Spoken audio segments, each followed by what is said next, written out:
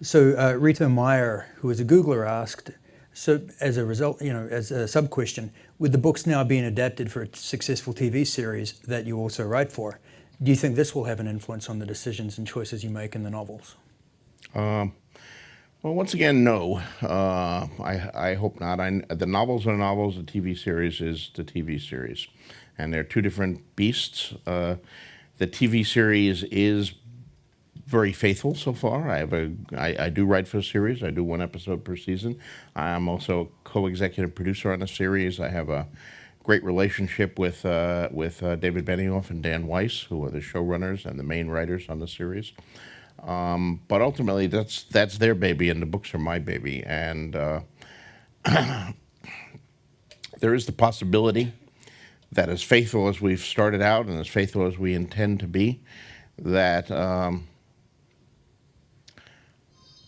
changes will come into effect. What I call the butterfly effect, which I'm sure, being the audience you are, you all understand because you've read Ray Bradbury's The Sound of Thunder.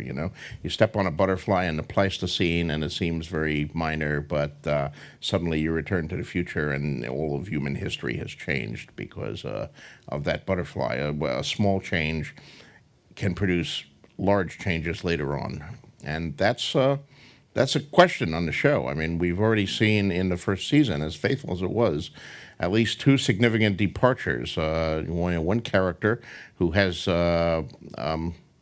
his tongue torn out with hot pincers, who later in my books, that doesn't happen to him, and he's around and gets involved pretty seriously in some stuff in book 3. He's not going to be around to do that, so David and Dan are going to have to remove that stuff or create a new character or somehow address that problem. Similarly, the great scene in book 1, or in the first season, where Khal Drogo confronts the man Mago and the Dothraki blood rider and rips out his tongue. Terrific scene, completely made up largely by Jason Momoa and by Dan and David. It doesn't happen in my books. Mago is still alive in the books and still has yet to be dealt with. So these kind of butterfly effect things may produce changes down the road. But I mean, what am I going to do? Go back and retroactively rewrite book 1? Maybe I should.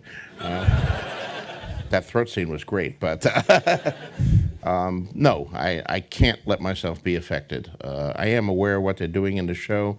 I advise Dan and David whenever they're about to hit the butterfly effect, and sometimes they change according to that, and sometimes they plunge ahead. So the two beasts are the two beasts, and each one is separate from the other.